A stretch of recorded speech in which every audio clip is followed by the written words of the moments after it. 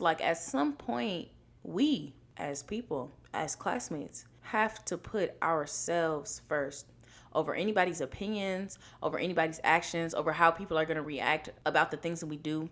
We have to put ourselves first.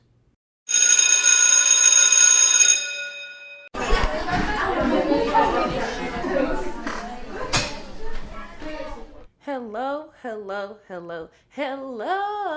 classmates. Welcome back to another episode of What School Didn't Teach Me, our 12th episode of What School Didn't Teach Me. I'm your host, Jasmine Ki'Amber, and class is officially in session. First things first, I have an announcement. Well, I guess I have a couple of announcements. One, I'm graduating soon. Yes, ma'am. Your girl is graduating from the most illustrious HBCU there is. Yes, ma'am. Who is now a student will soon be an alum. Amen. And I'm so grateful for the journey that I've been on. I'm so grateful that I chose the school that I chose. I actually didn't even intend on coming to a HBCU. I really didn't. That was never in my plans. That was never in my cards. Because I was like, I've been around black people my whole life. Why do I need to pay to be around more black people? But honestly, going to HBCU really helped me embrace myself because my HBCU embraced me. Like, they embraced me as Ki'Amber. I walked onto that campus as somebody named Ki'Amber, and I didn't even know who that was yet. And they embraced me in all that I was and pushed me to become this amazing, multifaceted, creative leader.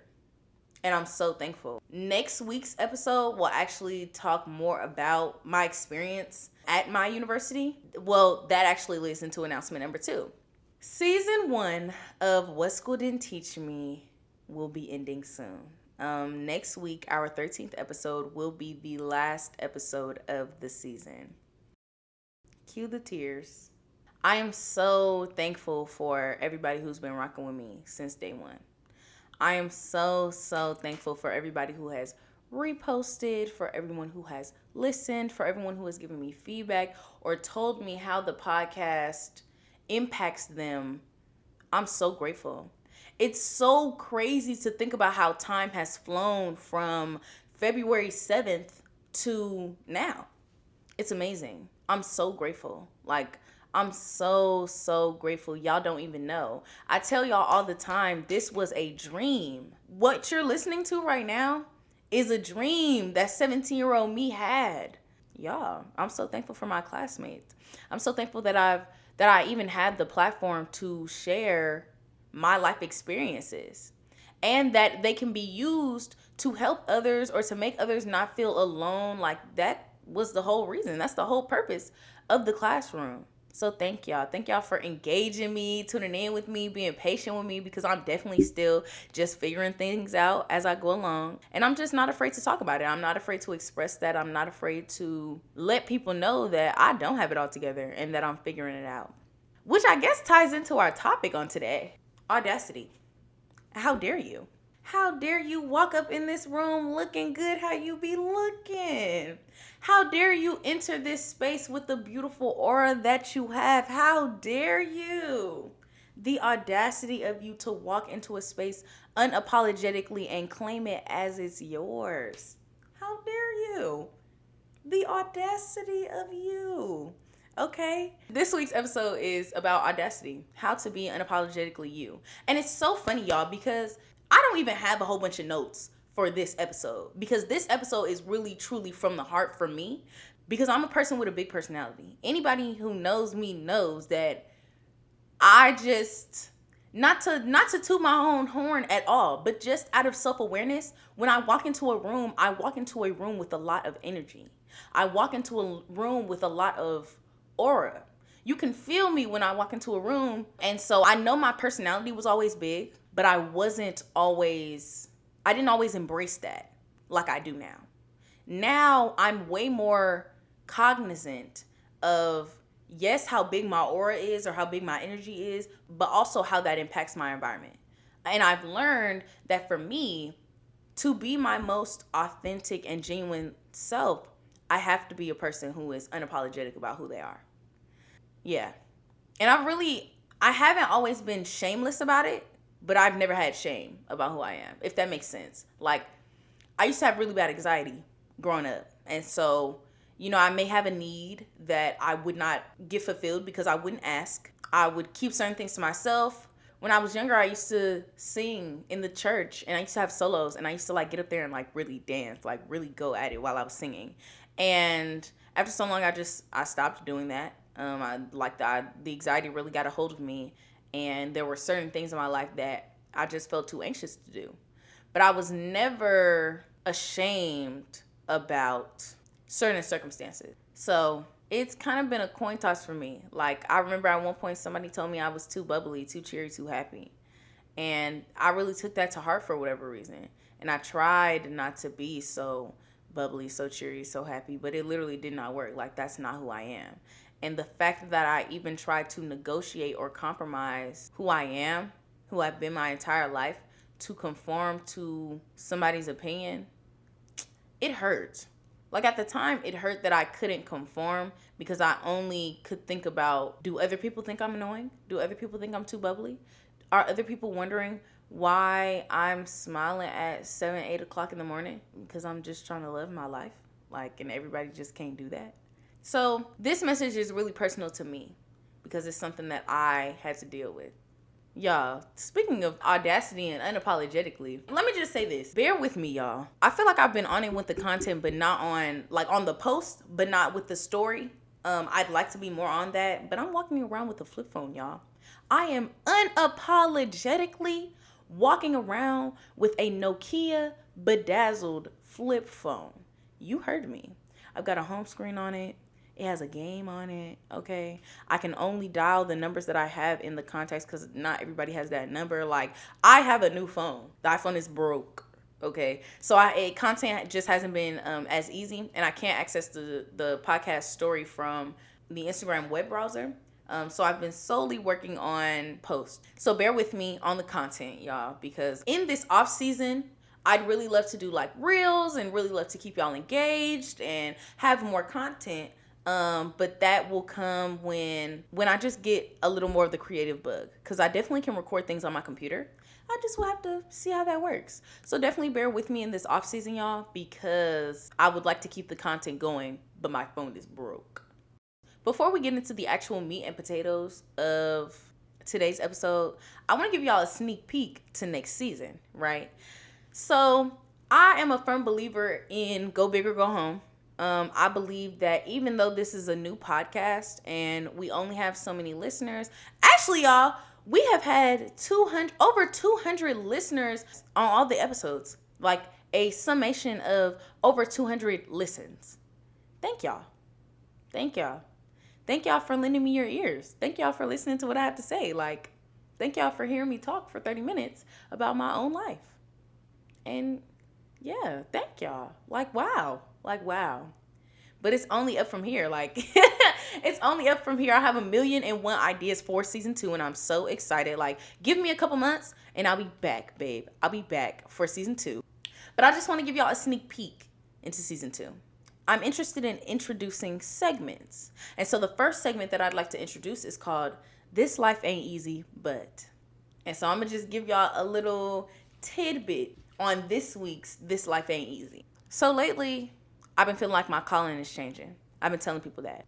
If you don't know already, my passion has always been for the children. Advocating for the children, getting them what they want, because I believe if you create stable children, you create stable adults, and we can have world peace. And so I always figured that I would pursue that dream through law school. Like, getting my JD and immediately start working for a firm. And I think that while I still would like to get my JD and learn about children's rights, educational rights, small business rights, I will be using that information for my own purposes. With that being said, I think my calling is changing. And the current chapter that I'm in as a undergraduate student is ending. As hard as that is for me, as different as that is for me, it's changing. The season is ending. And I'm leaving with way more than I came with. I'm leaving with way more than I intended to come with. Like, if you ask my mom, I was not afraid to tell her, like, I was going to this school as a stepping stone, okay? I was coming in, I wasn't coming in to make friends, and I was leaving. I was getting my degree and I was bouncing. Okay. Law school was the end goal. But I came here, I met friends, I just did a lot. I enjoyed my time. I was a college student and now it's over. And that's definitely been an adjustment for me to accept. Not necessarily in a bad way, but I think for a minute it was just so much to do that I wasn't thinking about it. And now lately I've been taking the time to really think about it. And yeah, it's emotional. It's definitely emotional. It's definitely a sit down and ponder or sit down reflect type of thing. But I'm so grateful for everything that this university had to offer to me. I feel like my HBCU owes me nothing. Okay? They owe me nothing. And so my calling is changing and this chapter is ending. But for some reason, I always end up in the right place at the right time. If you don't know, for graduation, there are a lot of things that you have to get done to get cleared to graduate, right? And so I've been so stressed. Like, how am I going to have my hair? What am I going to wear? Like, what am I going to do for graduation? You know, I have family flying in. I have graduation clearance to do. I just had a whole lot on my plate. But somehow last week, I have always ended up right where I needed to be with the people that I needed to be with. I have run into people that I've needed to run into to do the things that I need to do to get out of here, to exit this chapter and into the next one. So, this life ain't easy, but I'm so thankful that I'm always in the right place at the right time with the right people. It may feel bittersweet. It may not always be a great situation, but God will never let me fail. He'll never let me fail. So yeah, that's just a sneak peek into next season. Let me know how y'all feel about that, because that's something that I'd love to do every week. I'm not sure if it would pair with the actual episode that's going on that week, but let me know. Just let me know what you think. So yeah, into today's episode about being unapologetically you. Now, what does that mean to be unapologetically you? To be oh so audacious? That's a good question. I'll tell you what it looks like for me. I know I say it all the time, but for me, it looks like being transparent. It looks like being open and honest about the things that I'm capable of, the things that I struggle with, and not feeling ashamed or guilty or bad when I don't have something, when I don't know something, when I can't provide the way people need me to provide. I think for me, because for so long I tried to give people what they wanted, whether they wanted something from me, from the world, or they wanted to see me in a certain light, I tried to give them that thing and I ignored myself. I ignored my own intuition. I ignored the voices in my head. I ignored the little girl inside of me who was just trying to grow in hopes to gain acceptance from other people. And it wasn't until I came to college where I peeped. Because when I came to college, y'all, I feel like I ran this down. When I came to college, I changed my name. Like, I have a poem about it, but I changed my name. My name is Jasmine Ki'Amber Whitley. That's my name. And growing up, nobody knew that my middle name was Ki'Amber. Just because I'm secretive like that, you know what I'm saying? Can't have everybody knowing your business. But nobody knew my middle name was Ki'Amber. And so for those who are going to try to repeat it, it's Key, like lock and key, Ki'Amber. Amber from a tree. Not Ki'Ambra, Ki'Amber. I just have to say that because out here, they'll call me Ki'Ambra. And I think it's so funny. Like, I only allow it because I think that's just the Louisiana, like the New Orleans tongue that allows them to do that. But no, my name is Ki'Amber. But anyway, nobody knew that was my middle name. And when I came to college, nobody knew that Jasmine was my first name until, like, we might be in class or something like that. But for the most part, nobody knew that Jasmine was my first name. I mean, if they did know, they did not use it because that's not how I introduced myself. And when I changed my name, to me, it was a complete identity shift. It was like me starting from a blank slate. I had new roles, new responsibilities, and new boundaries, most importantly. That was really the only thing that I cared about. I felt like at home, I did so much conforming and I did so much fitting into what other people wanted that like I said, I ignored what I wanted, or I let people run over me, or I let people get certain things out of me that I didn't want to give, or I was not prepared to give. And Ki'Amber just wasn't having that. Of course, it wasn't like I jumped into this new identity and all was well. No, I spent the last 3 years learning how to fine tune my boundaries. It's something. It's a constant day to day discipline. But when I changed my name, I did it with intent. I did it with the intent to build an identity that had respect. Because that's what I felt like I needed. That's what I felt like I lacked. I felt like I lacked boundaries and respect, and I wanted more from life. And I just wanted to see where these newfound relationships could take me. And so when I changed my name and I came to school and I started setting boundaries, I saw how people responded to them. And they responded well, better than I ever could have expected. Like now there are certain things that I don't even have to worry about because I've laid the foundation for how I feel about certain things last year, freshman year. My friends may know I'm a certain way because I have laid the foundation for that years ago. And on the bright side, I've been able to take that home. But when I changed my name, I immediately was not an open book anymore, right? Like I was not abiding by other people's rules. I was abiding by my own rules. I got a chance to learn who I was. I got a chance to engage in more self-love through boundaries, through just spending time by myself.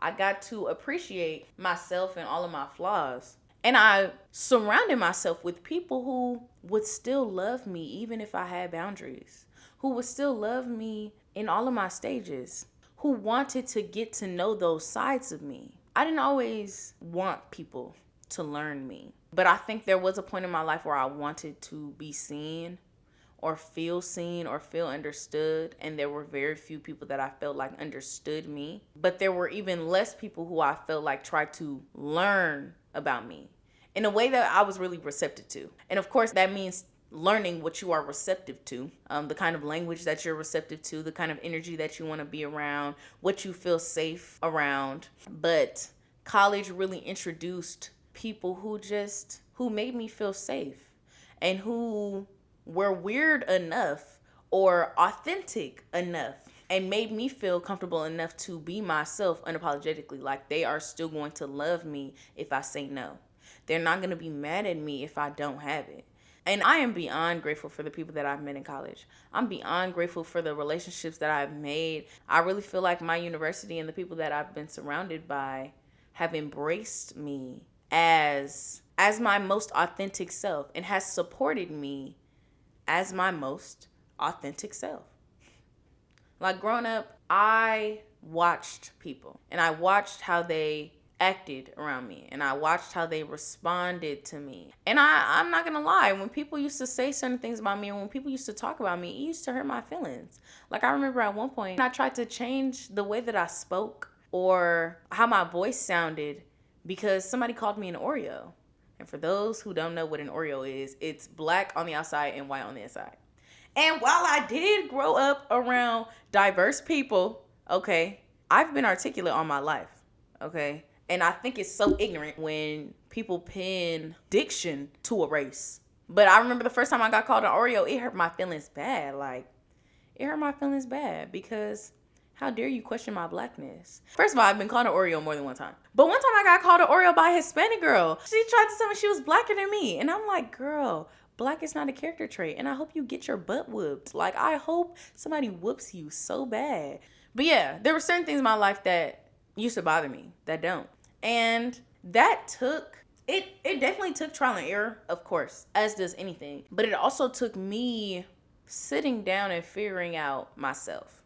What are the parts of myself that I like? What are the parts of myself that I feel like most identify with who I want to be? What are the parts of myself that I feel like I have created to make other people happy? That is extremely important. Even now, I think about things that I liked because that's what other people gave me, or that's what made other people happy. So I just adopted it as a trait of mine. But I find myself having to snap out of those behaviors and change those behaviors. Individuality has been my theme for like the month, or maybe for the past couple months. It's been like my favorite word because I've really been working on embracing myself as a young adult, as a woman, as a young lady, like as a lady for real. And I had somebody tell me the other day that I just like to have things my way, and it's true. And I like to have people around me who understand why I like to have things my way or why I like to have things a certain way. Because I think it's only the best for me. And if I can give the best to me, I will give the best to the people that I love. Like, I'm a giving person naturally. That's something that I've learned about myself. There's a difference between giving and like over giving. Like, our very first episode was the mom friend. And y'all, I have been trying to denounce my title as the mom friend for a hot minute. It's not working. My friends love me as the mom friend. They love me as the mom friend. And that's fine. I do it because I love them too. But I believe that I originally got that title because of the amounts of things I was willing to give. I've always been willing to like take care of people, to lift people up when they're down, to give the shirt off my back to people. And now I'm not going to do that. I will not give you the shirt off my back, but I will lift you up when you're down. I will not give you my last piece of food, but I'll take you to go get some. Like I have set my own personal boundaries so that I'm maintaining my loyalty to myself, right?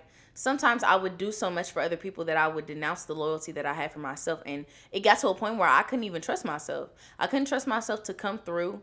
I couldn't trust myself to do the things that she said she was going to do. And I gave myself a pass for that, but not anymore. Now I put myself first.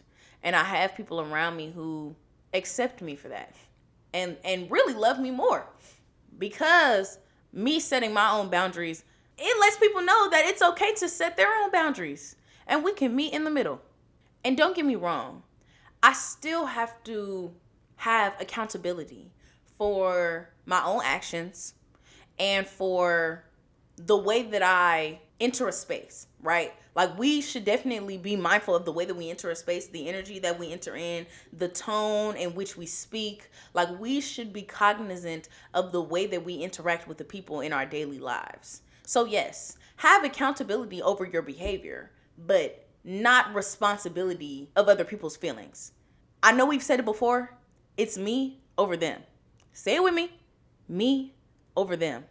Because at the end of the day, it's you and you. That's it. When the lights turn off and the doors are closed and you're in your room by yourself, it's you and you. I mean, if you have a roommate, it's you and your roommate and you, but it's you and you. And so we want to make sure that you love you for who you are right now. That you can embrace who you are for you right now. That's really what it's all about.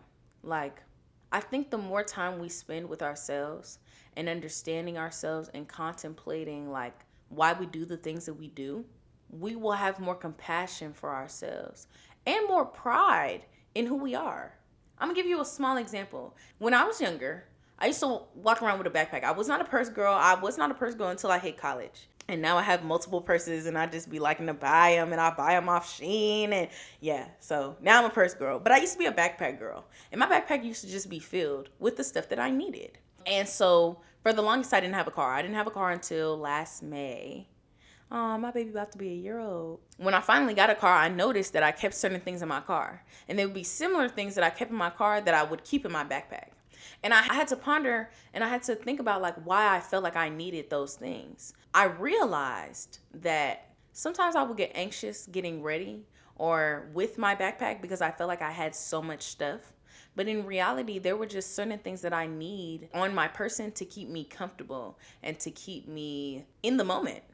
Like me, I will carry, yes, my wallet, my phone, maybe my AirPods, but I will also carry like deodorant, perfume, a towel, because I sweat a lot, and that's exactly why I would keep those things on me, because I sweat a lot. And if I'm sweating in the function, I'm really not going to be comfortable. But if I go to the bathroom and I dab myself with a towel, then I'll feel better. And learning that is the reason why I do the things that I do, well, now I don't feel bad about all the times that I had to have a bunch of stuff in my backpack, about all the times where I felt like I was taking too long because I had to pack my backpack up, or all of the times where I needed to put myself first so that I can remain comfortable in the moment. Like, I think the first step in having so much pride in who you are is learning that everybody needs different things. Everybody goes through their own struggle. Everybody goes through their own journey. And everybody has their own issues. Like, everybody has something about them that they may feel is out of the ordinary. And they have to cater to that. They have to take care of those things. So I encourage you to not be ashamed when you feel like you need more. Whether that's more from the people around you, whether you just need to carry more on a day-to-day basis, whether you have more personality than the people around you, don't be ashamed when you have more, when you need more. I think being unapologetically you is all about being honest and open and transparent. Yes, with the world, but with yourself. Like, embracing, I don't have it together. But since you are embracing those things, asking for help. Like, these are my flaws. I don't have this all together, but I can ask for help. The Lord has really been testing me lately to ask for help. And it has felt nice to be vulnerable. That's what it is. Vulnerability. Being vulnerable enough to show up as who you are with all of your feelings and all of your flaws and all of your needs and wants, and making a space your own. I think another part of being unapologetically you, and I feel like this is a key part of it, is understanding that, like, nobody is entitled to you. They're not entitled to you, your time, your space, your car, your money, your energy. You belong to you. If you don't belong to your higher being, your God, your higher power, you belong to you. And yes, like, our parents definitely have a say in who we are and what we do, but it's like your parents aren't entitled to you. And I know that's a hard pill to swallow, but it's true. Sometimes it's hard when you're living under their roof. It's definitely hard when you're living under their roof. It's definitely hard to set boundaries, and sometimes it can be hard to flourish the way that you want to. But I want to say, just because it's hard doesn't make it impossible. But more importantly, just because you're under their roof doesn't mean you have to hide who you are, or be ashamed about who you are, or stop taking time for yourself, or stop putting yourself first. Like, at some point, we as people, as classmates, have to put ourselves first over anybody's opinions, over anybody's actions, over how people are going to react about the things that we do. We have to put ourselves first. So this week, I want you to put yourself first. Duh, you knew it was coming. This week, I want you to put yourself first. I want you to show me how, even if you were ashamed, even if you were embarrassed, even if there was an inconvenience, how you showed up in a space or approached a situation authentic to yourself, honest to yourself, so that you walked out of the situation. You may not feel good the first time. You might feel some guilt at first because, sometimes you always want to come through for people, and it's hard to tell people no. But the first no is always the hardest. And every no after that, easy. As a girl who used to hate telling people no, every no after that is easy. So I want you to show up in a space authentically and unapologetically you. And let me know how it goes. Let me know how you decided not to be ashamed or embarrassed or feel guilty when you chose you first, whatever that looks like for you. And next week, we'll talk about graduation prep. We might talk about what's in store for next season, but I'll definitely give y'all the entire rundown of what's been going on in my life. So next week, we not even having a lesson. Next week is a free day because I'm about to tell y'all what's going on in my life so that we can prepare for season 2 of What School Didn't Teach Me. Do your homework, and I'll see you next week. Thank you so much for tuning in to today's episode. Remember, this is meant to be a conversation. So as much as I talk to you, I would love for y'all to talk back to me. Message us on Instagram and Twitter at WSDTMpod. Or send us an email at whatschooldidn'tteachme@gmail.com. Better yet, send this episode to a friend and start the conversation there. And let's see what we can learn from each other. If you like what you hear, go ahead and subscribe and give us a 5-star rating on whatever platform you're listening on. Trust me, it matters. Ooh, there goes the bell. I can't wait to hear from y'all, and I'll see you next week.